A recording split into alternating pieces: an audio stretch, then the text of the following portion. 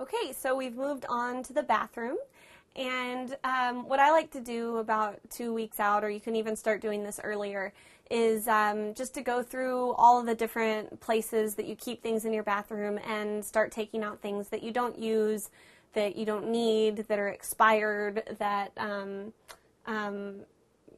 that you just don't want for one reason or another anymore. So some typical places that those things have a tendency to collect in bathrooms, if you notice.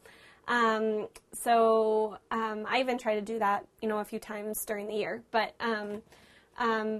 you a few typical places that those things collect are for women. Their makeup. So I've already pretty much gone through here and thrown out the things that I don't want or that were really old. From my makeup and from my pencils, and so I've already kind of done that and gotten rid of things. And also your medicine. This is where I keep my medicine and like things.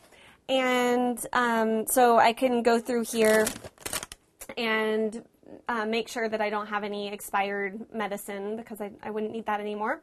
And don't donate your expired medicine. Just go ahead and throw it away. And so those are some places that things like that might collect.